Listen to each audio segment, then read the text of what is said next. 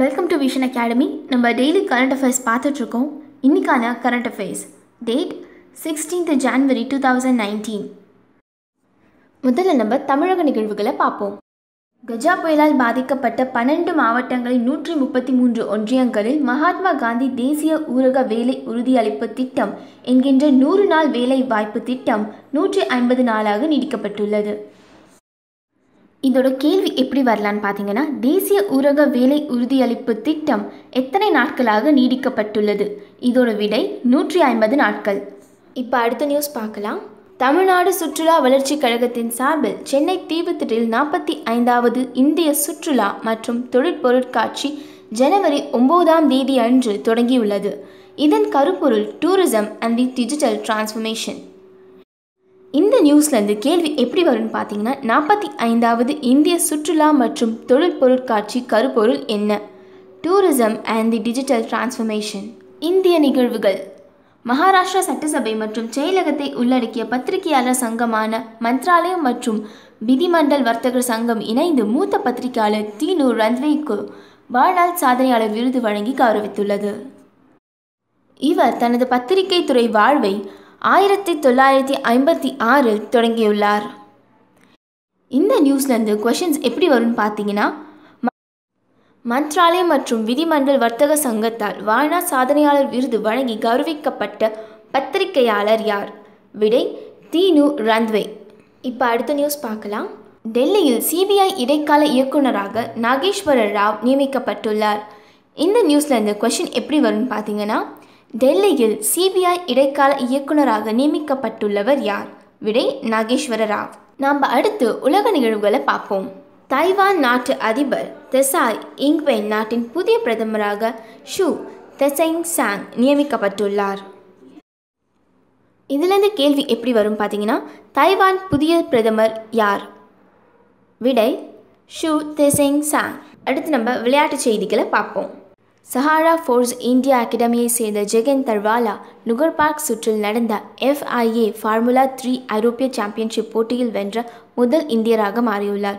18 ஆண்டுகளுக்கு முன்பு British F3 சாம்பியன்ஷிப்பை Naren Karthikeyan வென்றுள்ளார்.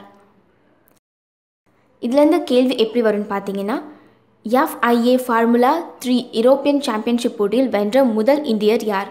இதோட விடை ஜெகன் தர்வாலா. இப்போ அடுத்த நியூஸ் பார்க்கலாம். விசாகப்பட்டினத்தில் நடந்த சீனியர் தேசிய பெண்கள் சாம்பியன்ஷிப்பில் 78 கிகி எடைப்பிரிவில் இமாச்சல பிரதேச காவல்துறையினரின் 5வது இந்திய இரும்பு படைப்பிரிவைச் சேர்ந்த பெண் தலைமை காவலர் ராணி தங்கப்பதக்கம் வென்றுள்ளார். மேலும் இவர் சாம்பியன்ஷிப் சிறந்த ஜிடோகோ எனவும் அறிவிக்கப்பட்டுள்ளது.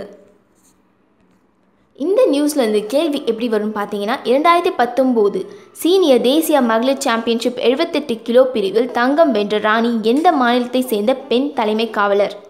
இதோட விடை இமாச்சல பிரதேசம். இப்போ அடுத்த நியூஸ் பார்க்கலாம். பிரிட்டனை சேர்ந்த உலகின் நம்பர் 1 டென்னிஸ் வீரர் ஆண்டி முன்ரே ஆஸ்திரேலிய ஓபன் டென்னிஸ் போட்டியுடன் ஓய்வு பெற்றுள்ளார். 77 ஆண்டுகளில் விம்பிள்டன் பட்டம் வென்ற முதல் பிரிட்டன் வீரர் முன்ரே ஆவார். இந்த நியூஸ்லேருந்து கொஷின் எப்படி வரும்னு பார்த்தீங்கன்னா, 77 ஆண்டுகளில் விம்பிள்டன் பட்டம் வென்ற முதல் பிரிட்டன் வீரர் யார்? இதோட விடை ஆண்டி முன்ரே. ஓகே, கரண்ட் அஃபேர்ஸ் பார்த்தோம். இப்போ நம்ம நேற்று கேட்ட கொஷின்ஸ்க்கான ஆன்சர்ஸை பார்க்கலாம். கொஷின் 1. சர்வதேச விண்வெளி நிலையத்திற்கு எந்த நாடு முதன்முறையாக 2 வீரர்களை அனுப்புவதாக அண்மையில் அறிவித்துள்ளது? இதற்கான விடை ஐக்கிய அரபு அமீரகம். Second question. விண்வெளிக்கு மனிதர்களை அனுப்பும் திட்டத்திற்காக இந்தியா எந்த நாட்டுடன் புரிந்துணர்வு ஒப்பந்தம் கையெழுத்திட்டுள்ளது? இதற்கான விடை பிரான்ஸ். காஃபி உற்பத்தியாளர்களுக்கான மத்திய அரசு எந்த தொழில்நுட்ப முயற்சியை தொடங்கியுள்ளது? இதோட விடை காஃபி கனெக்ட். 4வது கொஷின். கூகுள் அறிமுகப்படுத்தியுள்ள புதிய தேடல் வலைதளம் எது? இதோட ஆன்சர் டேட்டாசெட் சர்ச். 5வது கொஷின். எந்த வகையான விமானத்திற்கு நடுவானில் எரிபொருள் நிரப்பி இந்தியா சாதனை படைத்துள்ளது? இதற்கான விடை தேஜாஸ் போர் விமானம். இன்றைக்கான கேள்விகள். முதல் கேள்வி, ட்ரெஸஸ் எபிஸ்டைல்ஸ் என்ற புத்தகத்தை எழுதியவர் யார்? இரண்டாவது கேள்வி, மத்திய அமைச்சர் பிரகாஷ் ஜவடேகரால் அண்மையில் வெளியிடப்பட்ட மகாத்மா காந்தியடிகள் பற்றிய புத்தகம் எது? மூன்றாவது கேள்வி, எழுத்து சுதந்திரத்தை மதிக்க வேண்டும் என்ற நோக்கத்தில் எந்த மாநில நாவலுக்கு தடை விதிக்க உச்சநீதிமன்றம் மறுத்துவிட்டது? நான்காவது கேள்வி, எந்தெந்த 3 வங்கிகள் இணைய உள்ளதாக இந்திய அரசு தெரிவித்துள்ளது?